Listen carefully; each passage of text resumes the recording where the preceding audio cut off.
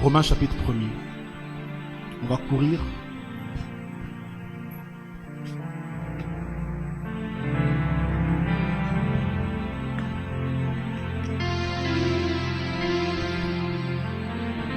Romains chapitre 1.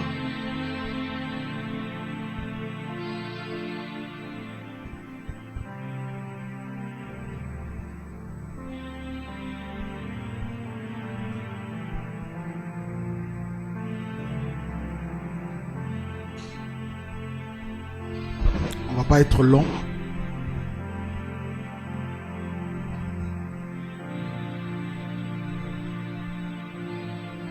Le verset 16. Romains 1, 16.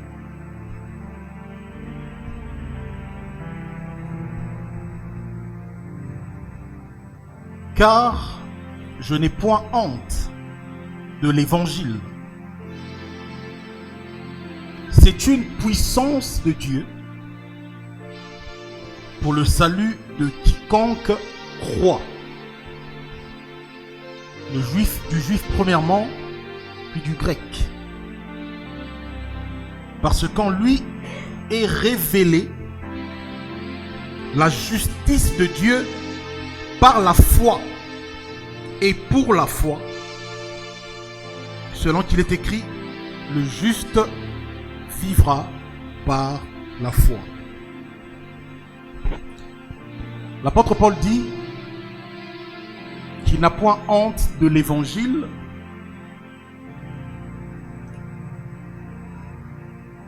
J'ai un problème avec le une là. C'est une puissance de Dieu. Est-ce que quelqu'un a une version qui dit c'est la puissance de Dieu? Quelqu'un a cette version là?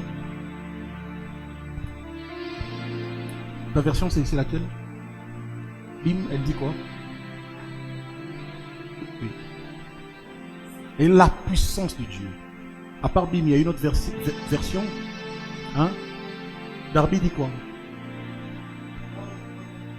Oui. Elle est la puissance de Dieu. Osterwald dit quoi? Oui. C'est la puissance de Dieu. Toi, tu as quoi? Hein? Nouvelle édition de Genève. 8 secondes toujours. Dit quoi? Oui. C'est la puissance de Dieu. Martin? Oui. Ok. Au fait, je ne savais même pas qu'il y avait des versions, que ces versions-là disaient la puissance de Dieu. Mais c'est juste pas passé dans mon esprit. Parce que quand on dit une puissance de Dieu, on retire de ce concept-là l'exclusivité de cette puissance. C'est comme s'il y avait d'autres puissances en ce temps-ci, d'autres puissances de Dieu. Au fait, l'information que Paul est en train de nous donner, c'est que dans la nouvelle alliance,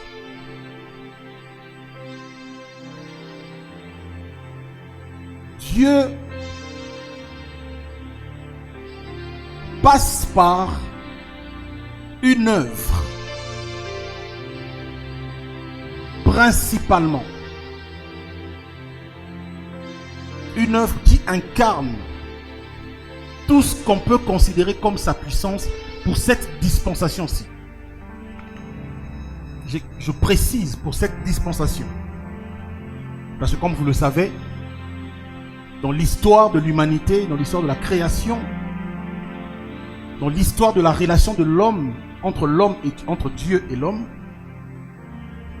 nous sommes passés des dispensations en dispensation.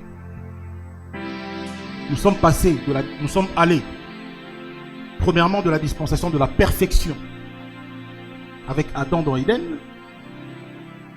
Ensuite, après la chute, la désobéissance d'Adam, nous rentrons dans l'âge de la loi du péché et de la mort, comme Paul le dit dans Romains chapitre 8, qui est au fait la dispensation qui traverse l'ancienne et la nouvelle alliance, hein, attention, parce que même dans la nouvelle alliance, ceux qui ne sont pas en Christ sont toujours sous la loi du péché et de la mort.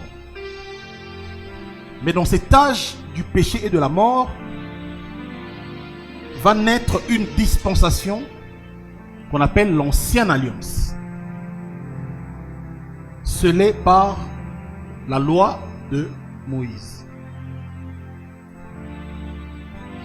Et après, la parole dit que la loi a été donnée à Moïse et au peuple d'Israël à travers Moïse jusqu'au temps de la réformation. Jusqu'à ce que tout soit accompli. Voilà pourquoi dans Matthieu 19, le Seigneur Jésus va dire, Matthieu 19, hein? Matthieu 5, merci, 5, 19, c'est ça.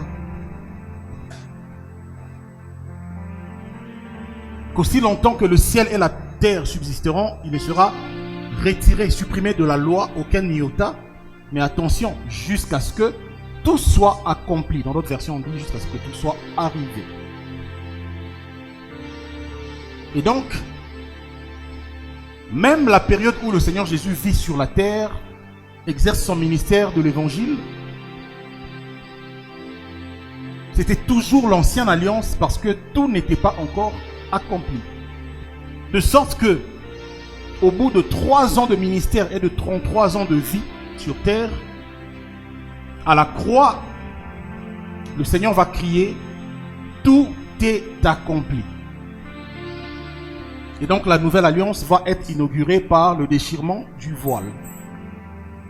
C'est pour ça que c'est une grosse erreur théologique que de considérer que voilà, Nouveau Testament, voilà c'est écrit ici, Nouveau Testament, Matthieu chapitre 1. Scripturairement, ce n'est pas, le Nouveau Testament ne commence pas dans Matthieu 1. Parce que Matthieu 1, c'est la continuité de l'Ancien Testament, la naissance de Christ. Paul le dit dans Galates 4. Il dit, lorsque le temps fut accompli, Jésus-Christ est né d'une vierge sous la loi. Est-ce qu'on peut vérifier ça? Voilà. Vérifions ça pour ceux qui n'ont jamais lu ça. De peur que... Voilà, c'est Galates 4. Galates combien? Tu peux lire ça? Il faut être biblique, c'est important.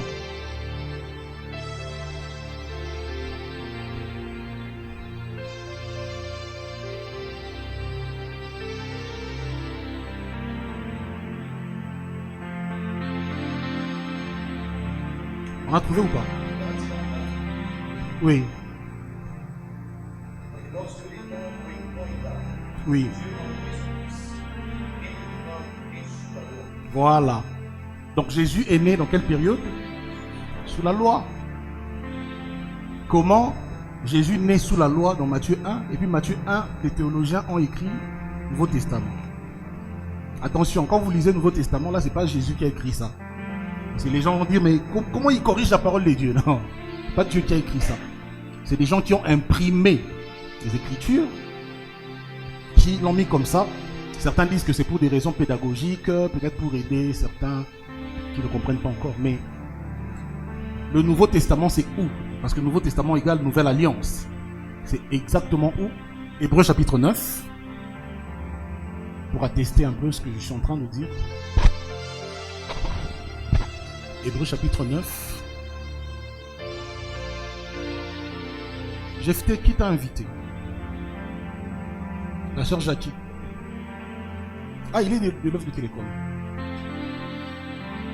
Je suis en train de voir le Seigneur déposer une grâce des Écritures sur toi. Il faut que tu lises souvent les Écritures. Beaucoup, pas souvent, beaucoup.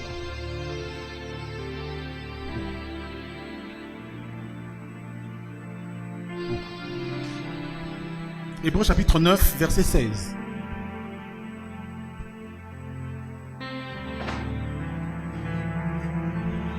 Hébreux 9, 16. Écoutez ce que la parole dit. Car là où il y a un testament, il est nécessaire que la mort du testateur soit constatée Un testament, en effet, n'est valable qu'en cas de mort, puisqu'il n'a aucune force tant que le testateur vit.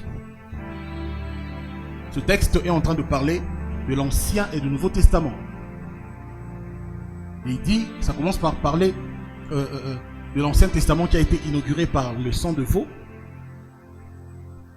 et ainsi que le Nouveau qui a été inauguré par le sacrifice du sang de son testateur. Ça veut dire qu'il fallait d'abord que Christ meure, que son sang ait coulé, pour qu'on parle du Nouveau Testament ou de la Nouvelle Alliance.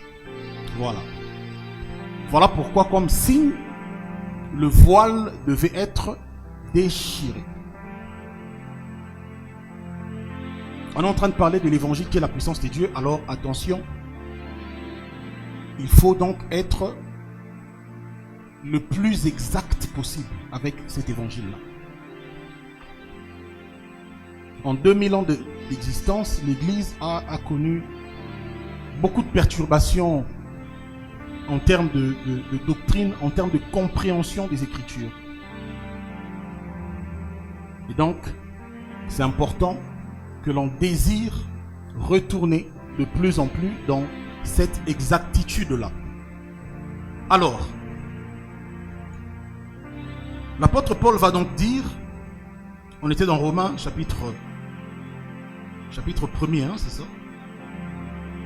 Non, Romains chapitre 1, 16 à 17.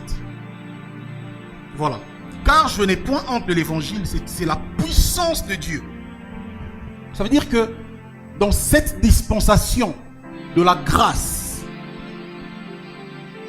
cette dispensation qui est la nouvelle alliance, il n'y a pas une autre manière dont Yahweh a manifesté sa puissance comme par l'évangile. Alors, la vraie question maintenant, c'est comment considérer que l'évangile est la puissance de Dieu, alors que l'évangile, ce n'est que des textes que l'on lit. Attention. L'évangile, c'est un message. C'est pour ça que il faut avoir la définition de ce mot-là.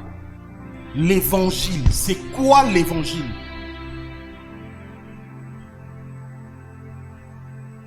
L'évangile, ce n'est pas les bonnes nouvelles. Non.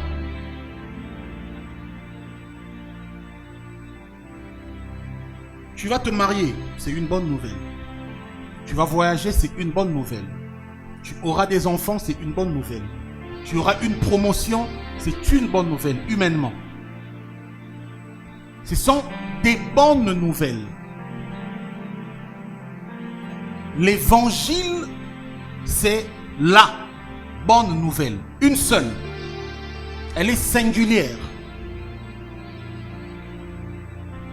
Attention.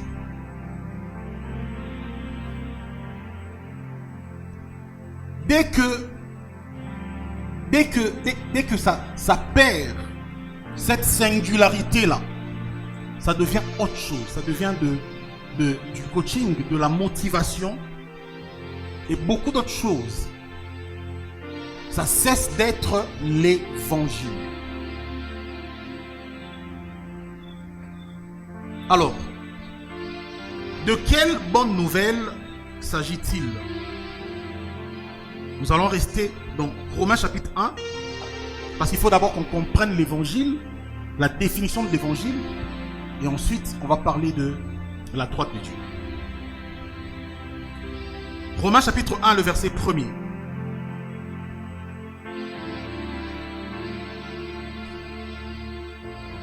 « 1 à 5. Romains 1, 1 à 5. Paul, serviteur de Jésus-Christ, appelé à être apôtre, mis à part pour annoncer l'évangile de Dieu. » Écoutez comment il commence à définir les choses. L'évangile de Dieu qui avait été promis auparavant de la part de Dieu par ses prophètes dans les Saintes Écritures. Qui a déjà lu les prophètes dans les Saintes Écritures? On a tous lu les prophètes. Jérémie, Élisée, Ézéchiel, tous ces gens-là. Bon. Qui a vu là où un seul prophète a dit « Je vous promets l'évangile » ou « Dieu vous promet l'évangile ». C'est écrit où? Nulle part, n'est-ce pas? Mais Paul nous dit que l'évangile nous a été promis par les prophètes. On est en train d'étudier l'écriture là. Donc ça veut dire en réalité que l'évangile, c'est une promesse matérialisée. Maintenant, il faut chercher c'est quoi cette promesse-là. Si l'on retrouve, si l'on définit quelle est cette promesse, alors on trouve la définition de l'évangile. Et on comprend la puissance de Dieu. Et qui avait été promis auparavant de la part de Dieu par ses prophètes dans les Saintes Écritures, et qui concerne son fils, né de la postérité de David selon la chair, et déclaré fils de Dieu avec puissance, selon l'esprit de sainteté, par sa résurrection d'entre les morts, Jésus-Christ, notre Seigneur, par qui nous avons reçu la grâce et l'apostolat pour emmener en son nom à l'obéissance de la foi tous les païens. Donc, cette promesse annoncée par les prophètes, qui va constituer l'évangile dans la nouvelle alliance, c'est tout simplement la manifestation de Christ, la révélation de Christ. Donc, l'évangile ne concerne pas nos conforts, notre confort. L'évangile ne concerne pas voilà, notre bien-être. Bien sûr que Dieu pourvoit à nos besoins. Bien sûr que Dieu peut voilà, par sa grâce, nous mettre à l'abri du besoin. Il peut nous bénir matériellement, financièrement. Et tout ça. Encore que si nous poursuivons, à travers ces bénédictions, nous poursuivons l'avancement de son royaume. Mais l'évangile, le cœur de l'évangile n'a rien à voir d'abord avec tout ce qui est tourné vers l'homme. Nous sommes passés de lui au moi. Ça veut dire du lui au moi. Le message qui nous est enseigné aujourd'hui est plein d'ego. De l'égocentrisme, de l'égoïsme. Ça veut dire le message, si je peux le définir en termes philosophiques, le message de l'idéal du moi. Il y a un philosophe qui a parlé de l'idéal du moi. C'est encore qui? La différence entre l'idéal du moi et le moi idéal. Les littéraires. Vous n'avez pas étudié ça? L'école, là, ça nous rattrape partout. Hein? Moi, je suis pas littéraire, mais j'ai étudié ça, je sais pas, en 6e ou quelque chose comme ça. Je pense, j'ai oublié le nom de l'auteur. Mais au fait, plus je me verse dans les Écritures, dans l'Évangile, plus je réalise cela. Nous sommes dans l'âge de l'idéal du moi. Ou non, plutôt, du moi idéal. Ça veut dire, l'homme devient le centre de tout. Dans le monde, il faut satisfaire l'homme. L'homme veut devenir femme, la femme veut devenir l'homme. La science va tout mettre en place pour satisfaire ces gens. Parce que l'ego démesuré de l'homme doit être mis, voilà, au premier plan.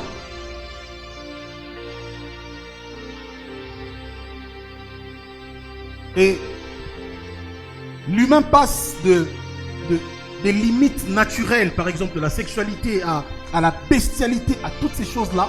Parce que la parole dit que les gens au temps de la fin seront esclaves de quoi? Des plaisirs. L'homme s'idéalise de plus en plus. Et maintenant, le diable va prendre cette philosophie, il va l'introduire dans l'église à travers un évangile qui n'idéalise plus Christ, mais qui idéalise l'homme. La conséquence, c'est quoi? C'est que l'évangile devient un discours qui perd l'élément le plus important, son caractère, son identité, sa nature, qui est la puissance de Dieu. L'évangile n'est puissance de Dieu que lorsqu'il annonce et lorsqu'il idéalise qui? Christ. Parce que c'est lui qui a dit tout est accompli.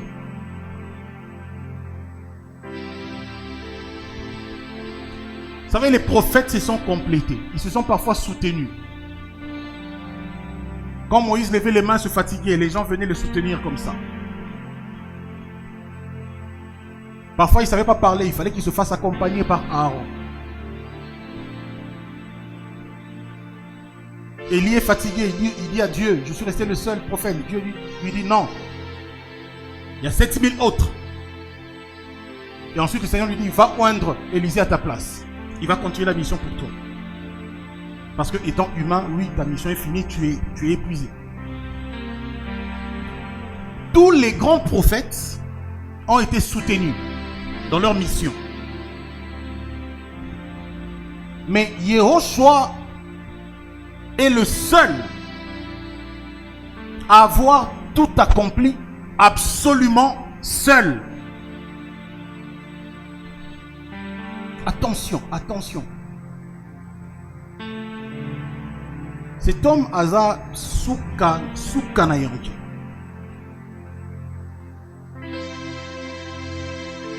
C'est un peu comme dans des films de Chuck Norris.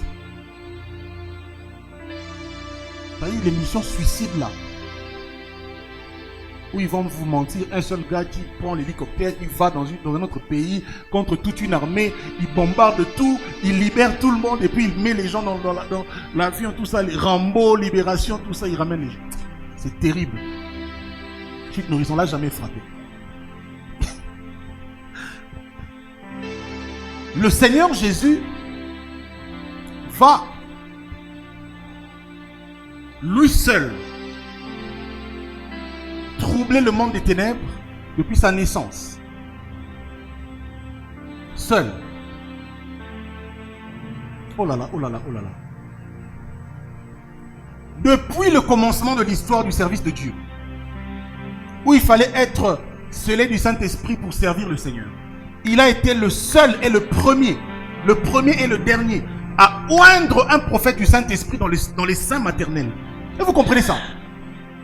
Le jour où Marie, sa mère, rencontre la maman de Jean-Baptiste, les deux femmes se rencontrent, c'est salut. Le Seigneur Jésus baptise Jean-Baptiste du Saint-Esprit. La Bible dit, il y a eu quoi? C'est encore quoi le mot? Voilà. C'est terrible. Donc, il n'est pas encore sorti de sa mère Marie, mais il commence déjà à faire des choses pour démontrer qu'il est le seul. Vous savez, vous ne pouvez pas avoir une foi profonde en Christ si vous ne connaissez pas de quoi il est capable. La foi, c'est pas une croyance dans le vide. C'est pour ça qu'il faut étudier chacune de ses œuvres. Chacune. Ça va vous faire comprendre en qui nous avons cru. Et vous arriverez à comprendre que même si on pouvait accepter, comme tous ces religieux disent, voilà, Jésus n'était qu'un prophète, comme Mahomet, comme X, comme Y. On dit, ok, bon, on accepte. Prenons-le comme prophète. Prenons les œuvres maintenant de tous ces prophètes. Vous comprendrez que, même si on allait dans cet angle-là, bah, ils sont tous KO. Comment un homme commence à baptiser les gens du Saint-Esprit alors qu'il n'est pas encore né? Comment est-ce possible? Comment un roi, comment un bébé va recevoir l'adoration digne d'un enfant roi alors que dans le palais il y a un autre roi qui est là? Hérode est là, Hérode a des enfants. Mais c'est quoi cette affaire? Et puis les mages ont changé de route. Écoutez, nous sommes au temps où, par la puissance de l'évangile, les mages vont changer de route. Comprenez? Non, je suis en train de dire, les mages vont cesser d'être mages. Ils étaient venus pour faire le travail de mage que leur a demandé Hérode.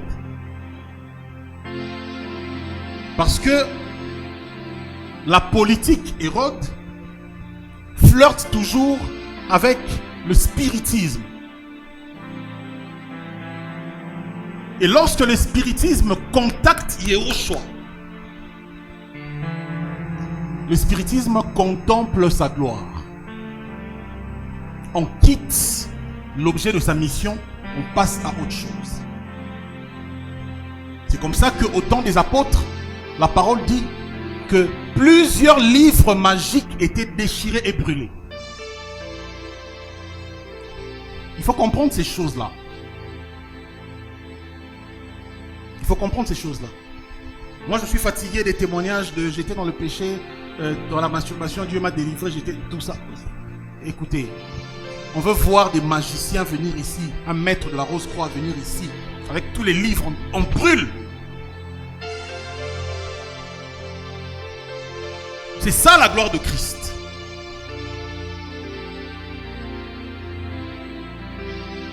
Et donc,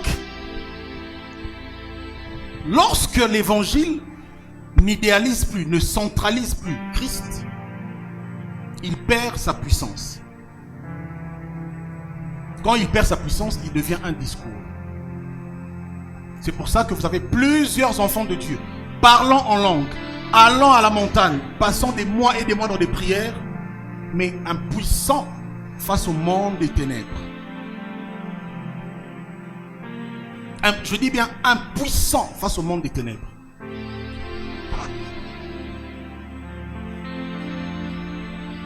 Un homme d'évangile, une femme d'évangile, un enfant de Dieu qui est versé dans l'évangile ne peut en aucun cas, peu importe ce qu'il voit le jour ou la nuit, peu importe la confusion qui apparente qui peut se présenter, parce que c'est normal, parce qu'on est en guerre.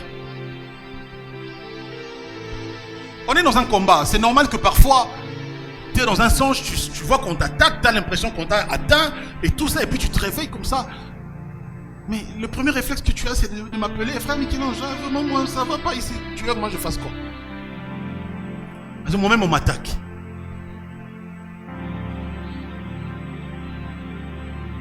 Vous voyez ça? Dans le combat spirituel, Christ est l'arme. Je dis bien, Christ est l'arme. Il n'est pas l'une des armes, il est l'arme. Parce que je suis dans Éphésiens chapitre 6. Lorsque Paul parle du combat de la foi, il énumère l'armure ou encore les armes offensives et défensives du chrétien. Revêtez-vous, commence par nous informer que vous n'avez pas à lutter contre la chair et le sang. Ça veut dire contre les hommes. Mais contre les principautés, les dominations, les esprits mauvais établis dans le lieu céleste. Alors, dans cette lutte, il dit, vous devez être revêtus du casque du salut. Qui est notre salut? Christ.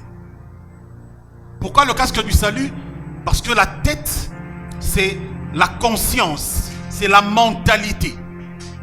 Donc, la tête doit être couverte par la conscience de notre salut en Christ, ou encore par la conscience de Yehoshua, notre sauveur.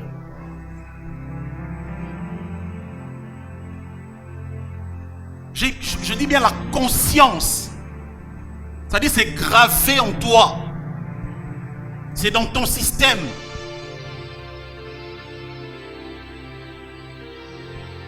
L'assurance du salut.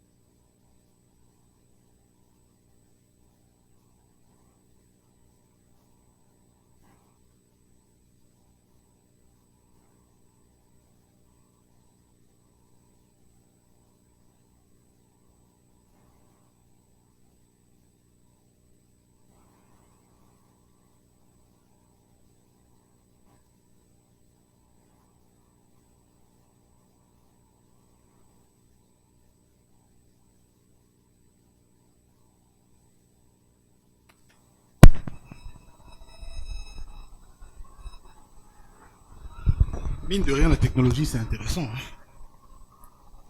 Comme on a beaucoup d'efforts à faire. Quoi. Allons-y, on y va. Matthieu 5, 20. Oui.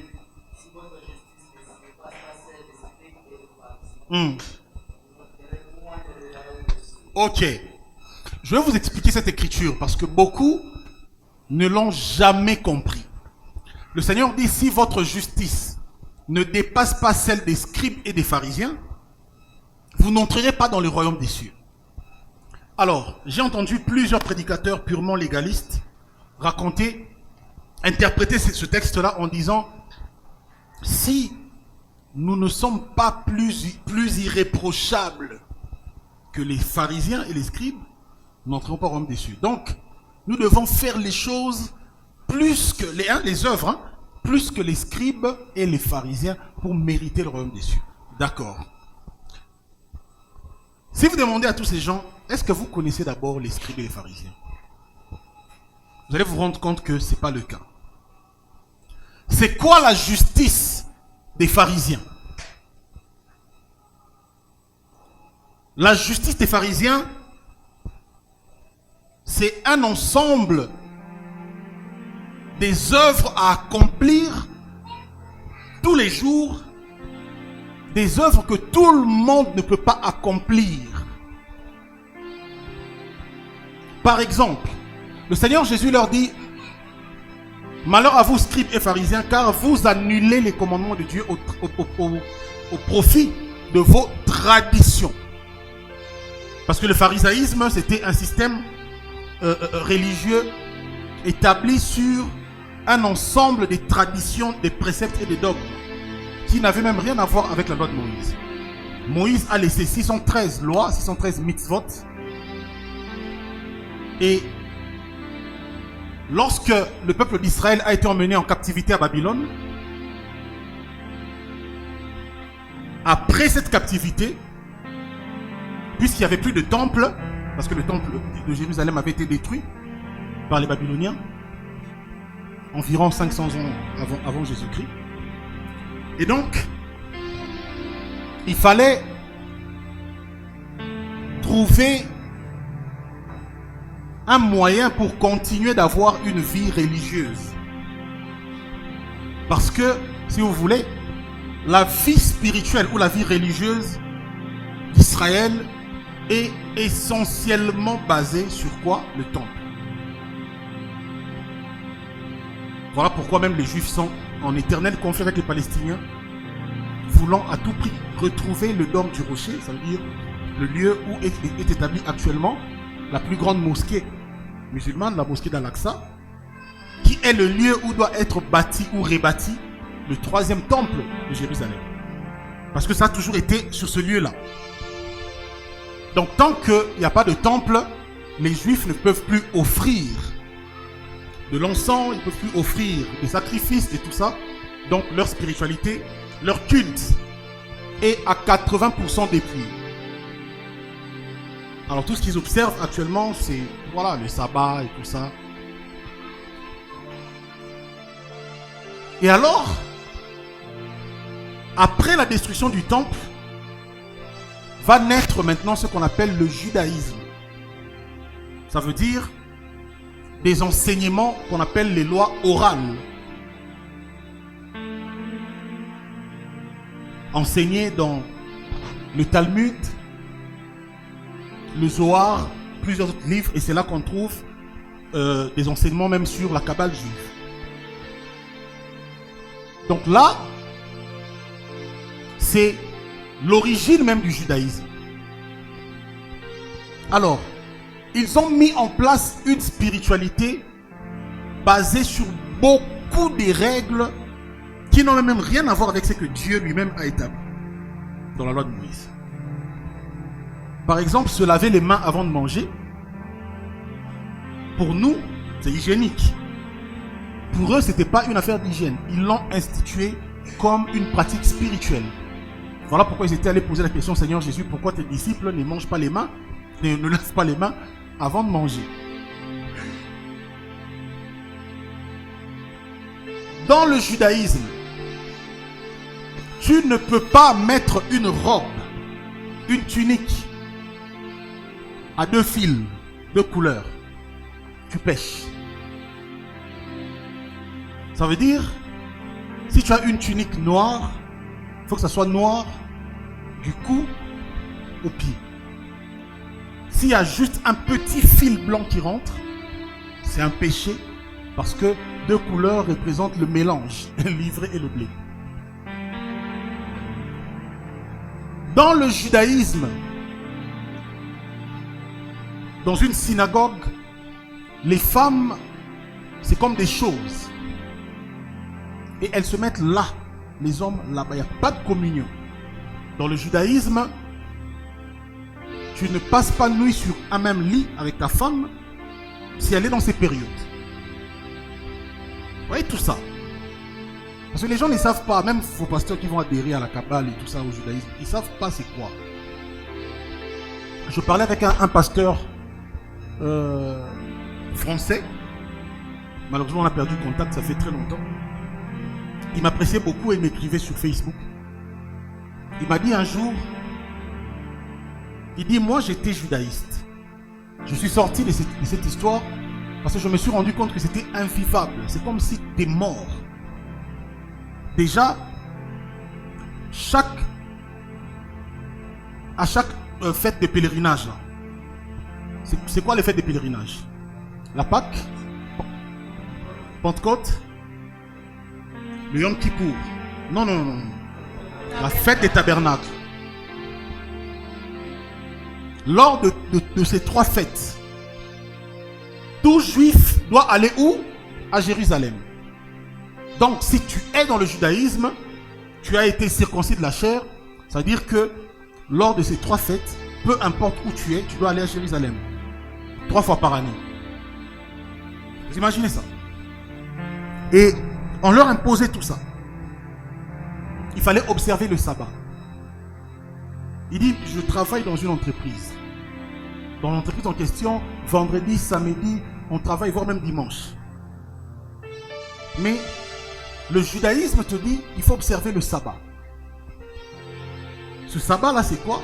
C'est que chaque vendredi soir à samedi soir, vous restez à la maison parce qu'il y a ce qu'on appelle dans les Actes des Apôtres la distance du sabbat. J'ai oublié encore le nombre des mètres qu'il ne fallait pas dépasser. Vous voyez ça? Et donc, à titre d'exemple, c'est comme si on te dit le jour du sabbat, tu ne peux pas dépasser le portail ici de Saint-Romain-Lama. Donc c'est la distance limite que tu puisses faire. Et ensuite, même la Bible comme ça, tu n'as pas le droit de la porter. Parce que le jour du sabbat, on est libre de tout fardeau. Tu ne portes rien sur toi à part tes vêtements. Pas de téléphone, pas ton sac, surtout pas ton sac. Le judaïsme, c'est ça. Et on vous dit qu'il faut faire reposer même la création, la nature. Donc il faut vous préparer tout ce que vous avez à cuisiner. Parce que le lendemain, le jour du sabbat, on n'allume pas le péché. On éteint les ampoules, tout ça. Vous voyez? Donc, ça c'est que des petits exemples. Parce qu'il faut rentrer profondément dedans, c'est beaucoup de choses. Maintenant, le Seigneur dit, si votre justice ne dépasse pas celle des pharisiens, vous n'entrez pas dans le royaume. Alors, si les pharisiens restent à la maison, vendredi soir à samedi soir, pour aller dans le royaume, si nous on comprend que cette justice-là, c'est de faire plus que eux, c'est-à-dire que nous on va rester de mercredi à dimanche.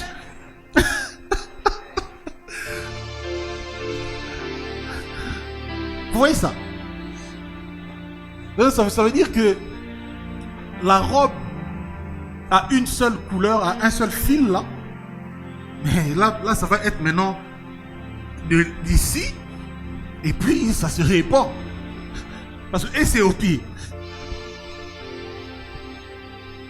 Eux maintenant avant de manger, il faut se laver les mains. Nous ça ne va pas être les mains, on se lave tout le corps parce qu'on va manger. Parce qu'on veut faire plus que la justice des pharisiens. Au fait, à titre de règle de piété, il n'y a pas une société religieuse tellement versée dans les pratiques que les scribes et les pharisiens. C'est que le Seigneur Jésus voulait dire, c'est que il y a un ensemble de pratiques à travers lesquelles les pharisiens espèrent être justifiés. Parce que pour eux, c'était ces choses-là qui les justifiaient devant Dieu. Maintenant, vous devez avoir une justice plus grande que toutes ces choses-là. Voilà pourquoi Paul nous enseigne qu'à la croix, Christ est devenu notre justice. Et que sa justice nous est imputée par quoi? Par la foi. Parce que, en termes des œuvres, nous n'allons même pas nous rapprocher de ces gens-là. Même pas à 20%. Je suivais un documentaire récemment des sionistes, ou plutôt des juifs orthodoxes. Alors ils ont créé actuellement tout un quartier, ou plutôt toute une cité, où il faut que ils veulent revenir vraiment à leur vie d'Israël antique. Alors, il y a une journaliste française qui est arrivée pour filmer tout ça, avec son cinglet et tout. On lui a dit, dans ce quartier, tu n'entres pas. Elle a été obligée d'aller dans un magasin, dans une boutique, se trouver des nouveaux longs vêtements. L'accès évidemment là-bas. Et puis, mais en entrant, on lui a dit, ici, la caméra n'entre pas. Et on a voulu casser sa caméra. Pourquoi? Parce que pour eux, c'est ça la piété. Vous ramenez les caméras chez eux, c'est comme si vous les mélangez avec le monde. Vous voulez exposer leur vie. Eux, c'est la piété. Ils sont... En fait, pharisien veut dire séparé. Hein? Voilà. Donc, ils sont séparés du monde, séparés des gens. Donc, nous n'avons aucune œuvre à faire qui soit plus grande en termes, j'allais dire, d'irrépréhensibilité. Si ça se dit pas, je crée et ça reste. On n'est pas esclaves des Français, des mots que les gens ont créés quand on n'était même pas là. Nous n'avons pas des plus grandes œuvres à faire. Voilà pourquoi il y a une seule œuvre qui nous justifie. La croix. Et donc, l'évangile,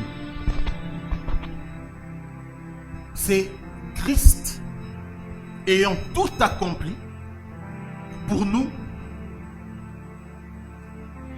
Le Christ en qui nous avons été élus, prédestinés, appelés, préparés, connus d'avance. Et ensuite, qui, à travers la justification par la croix, ouvre l'exécution de ces choses auxquelles nous avons été, de ces choses dont nous avons été prédestinés. Maintenant, c'est cet évangile-là, de la croix. Les Juifs cherchent les miracles, les Grecs cherchent. Est-ce qu'on peut retrouver ça? 1 Corinthiens combien? On va prendre ça. Je crois que j'aurais besoin d'une bouteille d'eau encore.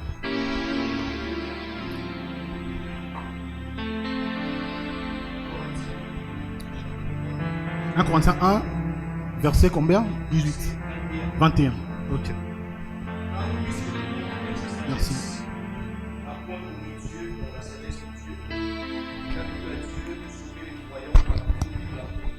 Oui.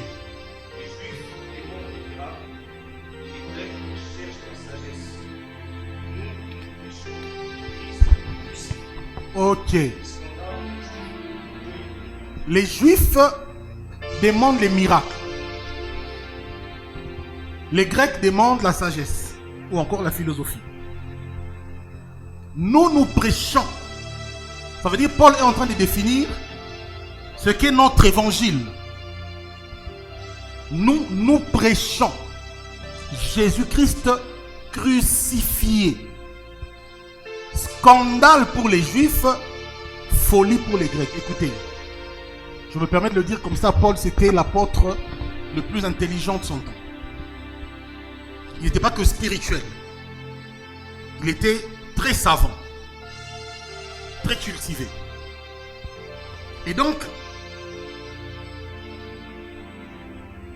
lorsqu'il place les mots, surtout vous qui prêchez, d'ailleurs tout chrétien doit prêcher, mais j'allais dire vous qui êtes en train d'exercer le ministère de l'évangile, vous avez intérêt à scruter, à comprendre ces choses-là.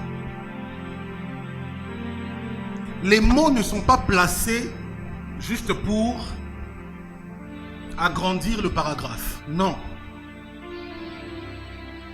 Chaque mot vaut sa place. Les Juifs cherchent les miracles. Écoutez.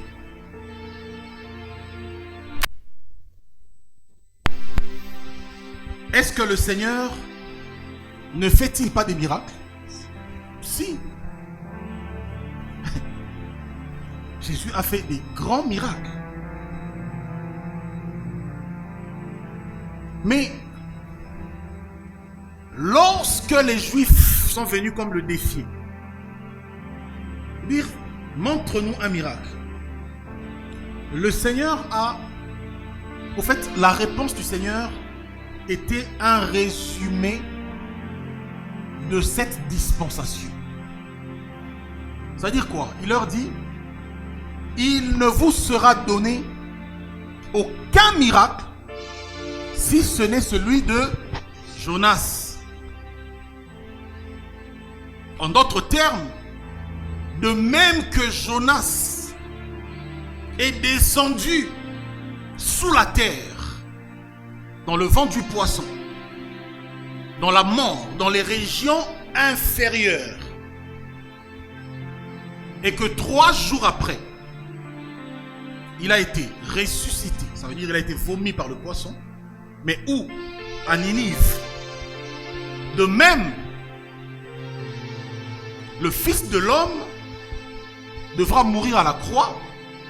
Et ensuite, son esprit doit descendre dans les régions inférieures où il va libérer. Écoutez, les poissons font partie de quelle catégorie d'animaux sous la loi? Les poissons sous la loi. Les animaux quoi? Impurs. Ah, ma comité. Parce que quand Jonas descend sous les eaux, c'est pour rencontrer les poissons. Vous voyez, dans la parole, on nous parle des animaux purs et des animaux impurs, qui représentent les Juifs et les nations. Mais quand on parle des nations, il s'agit de tous les peuples séparés de Dieu, loin du salut, loin du sacerdoce. Donc Jonas descend sous les eaux pour croiser les poissons, avant de ressusciter et d'aller à Ninive. Voilà pourquoi ces poissons que Jonas a croisés dans les eaux, sa résurrection va symboliser ces choses en allant à Ninive. Pourquoi? Parce que lorsque Yehoshua meurt, il ressuscite. Il va ensuite où?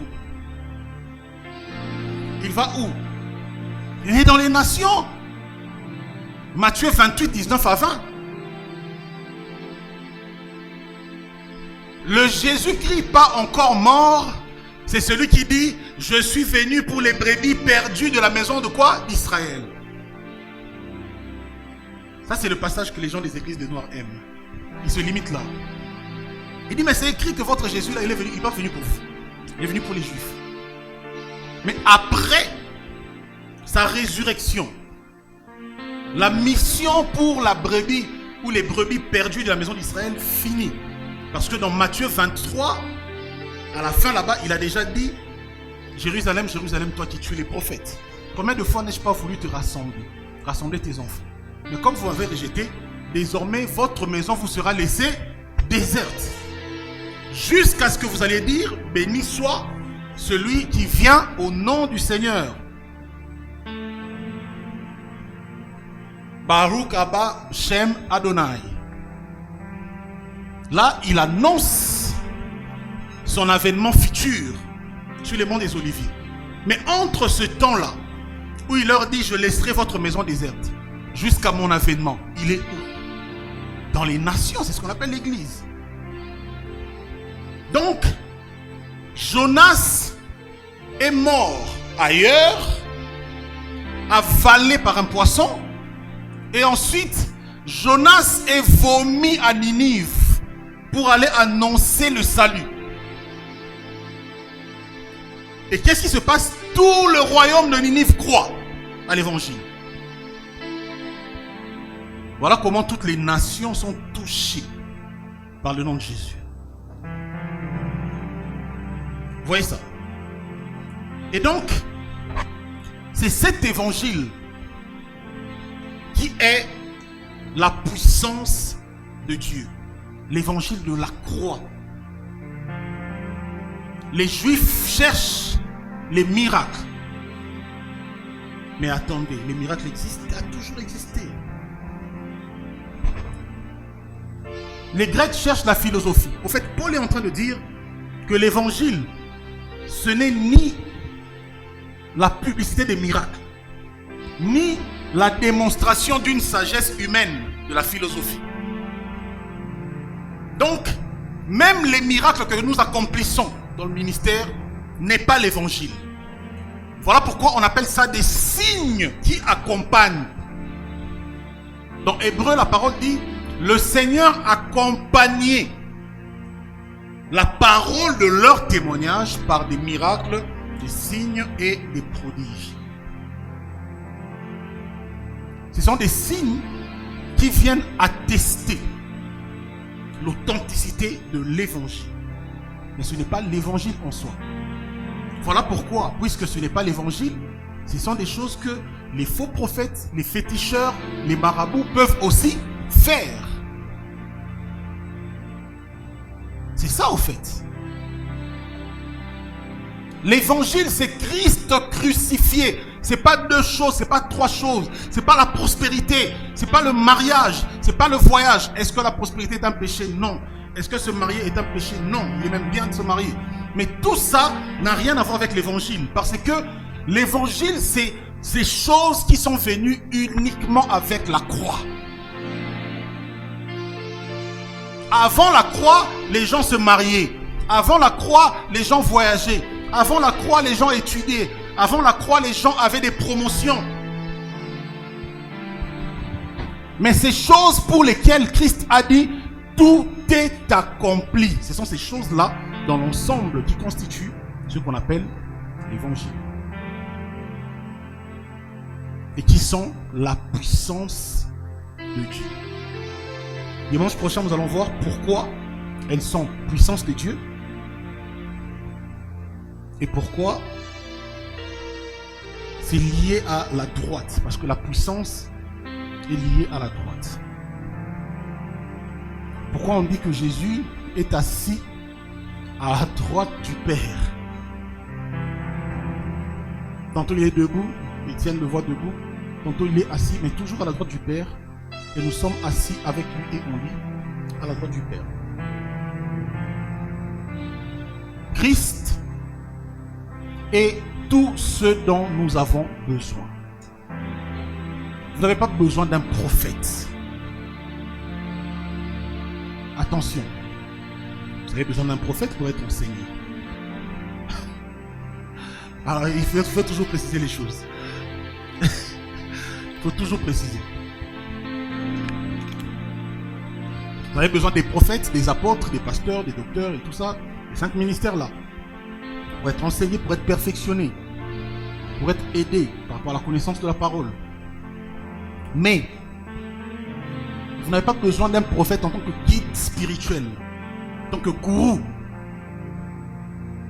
Trop de gourous dans le monde. Vous dormez, vous rêvez comme ça, un Kakou Philippe, vous savez pas, ça vient d'où? Oh non, si tu ne crois pas Kakou Philippe, tu ne vas pas au ciel. Simon Kimbangu est venu, il a servi Christ, il est parti. Après lui, les gens viennent, ils disent non, Kimbangu c'est lui notre prophète, c'est lui notre Dieu. Branham est venu, il a prêché sur Christ, même s'il y a certains enseignements voilà, qui n'ont pas été très exacts. Mais 80% de ces enseignements que j'ai personnellement suivis sont très corrects par rapport à la révélation de Christ. Mais après, un homme qui a prêché Jésus avec beaucoup de simplicité, beaucoup de vérité, mais il meurt. Après lui, les gens viennent, ces fils de la GN qui viennent, qui déforment tout son message. Et puis après, ils disent non, croyez au prophète. Les autres baptisent en son nom. C'est pour ça que j'avais dit au Seigneur, moi, il ne faut pas que je meure. Quand je finis la mission, sonne la trompette, enlève-nous tous. Enlève-nous tous, parce que il y a des choses qui se passent. Tu vas mourir, tu laisses des enseignements sur YouTube, les gens voient que tu as dit autre chose. Mais tu apprends que Rabbi est en train de baptiser les gens avec ta photo.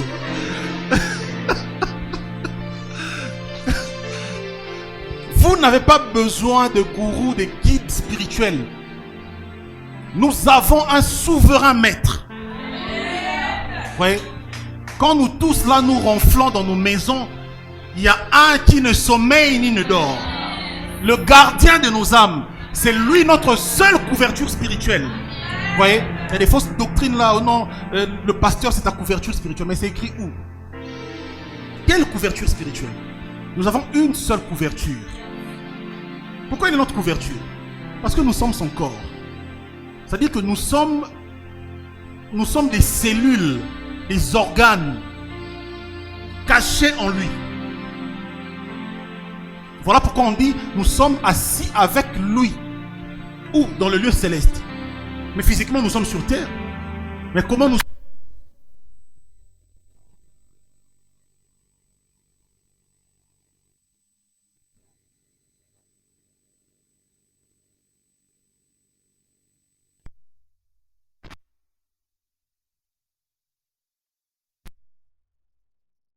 Trop de mensonges.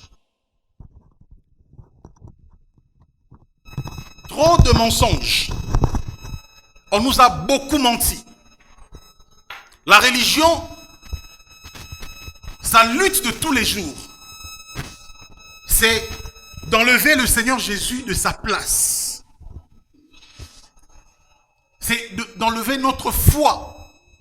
La foi que nous devons pleinement fixer sur lui. Comme le diable est dans la logique de tout chemin mène à Rome, et Rome c'est lui. Donc il veut que vous preniez tout chemin. Alors ces chemins-là c'est quoi? Soit c'est un prophète, soit c'est une dénomination d'église, soit c'est un gourou, soit c'est un pasteur qui dit c'est moi votre médiateur, soit c'est Marie, soit c'est les saints, soit c'est les anges. Mais ces choses dont les apôtres ont déjà parlé. Donc Colossiens 2, 8 jusqu'à 16 là-bas. Paul n'a-t-il pas dit qu'il fallait veiller, qu'il fallait faire attention à tous ces faux docteurs qui, sous une apparence de piété, vous emmèneront où? Au culte des anges. N'est-ce pas ce que l'on voit quand on observe le culte catholique? N'est-ce pas qu'on demande aux anges d'intercéder? N'est-ce pas que lorsque vous suivez tous ces prophètes à Kinshasa, n'est-ce pas qu'ils enseignent aux gens le culte des anges? J'ai vu une affiche là, aujourd'hui, un culte à l'imité là. Le thème c'était voir les anges. J'ai dit, mais c'est quoi cette histoire? Les anges, j'en ai vu, j'ai parlé avec, j'ai chanté avec, mais je ne vois pas pourquoi je les idéaliserai. Je ne vois pas. Frère, j'ai vécu les anges. Je ne parle pas des anges spirituels. Tu es là, tu dors, ou plutôt tu es là comme ça. Tu as quelques imaginations. Tu dis, je sens une présence des anges ici. C'est pas de ça que je parle. C'est pas de ça que je parle. C'est pas de ça que je parle.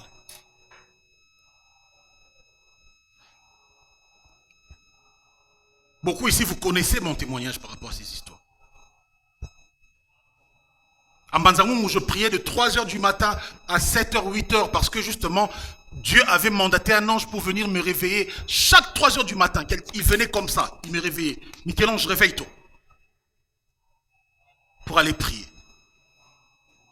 Notre dernière retraite à Ngiringiri en 2000, je ne sais plus, 21 ou 22, février 2021, quand on présentait les fiançailles de d'Angès et Maëlys. À la fin de la retraite, j'ai fini d'enseigner. Il y avait tellement une forte présence de Dieu que j'ai dit à la fin que la gloire, l'honneur reviennent au Seigneur Yehoshua, notre roi.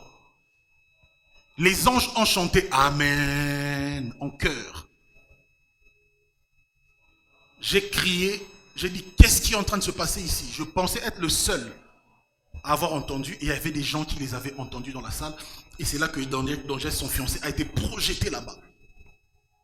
Et à la fin, Dangès me dit, quand j'ai entendu ces anges chanter, j'ai cru que j'étais devenu fou, ou que c'était des imaginations, ou que j'étais en train d'halluciner. Il dit, c'est quand tu l'as dit au micro que j'ai réalisé.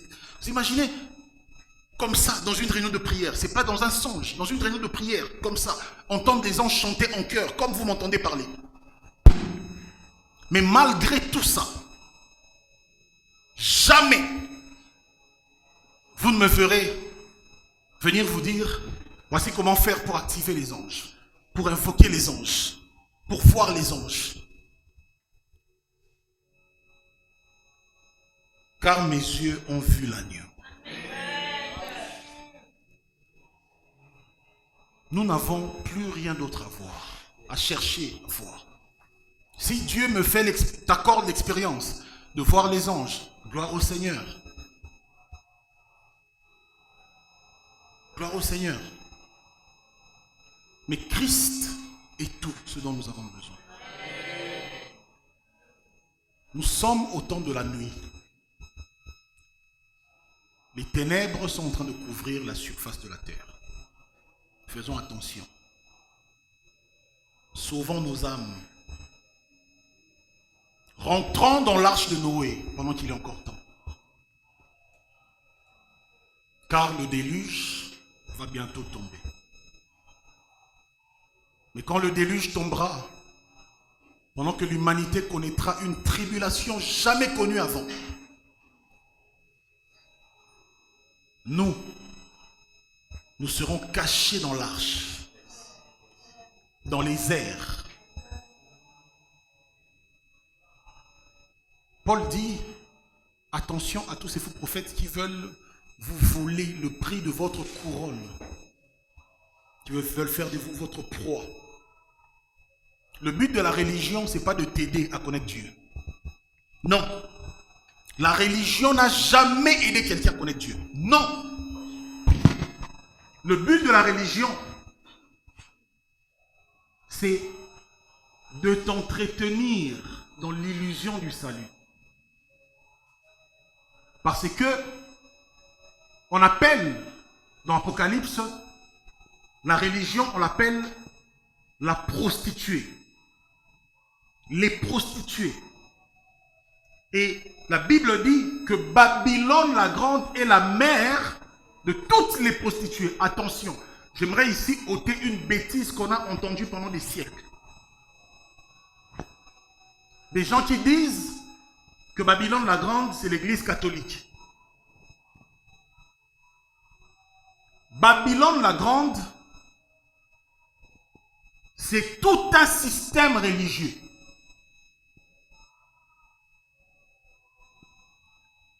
Pourquoi on la définit, cette Babylone-là, comme la mère? La mère, c'est quoi? C'est l'origine, non?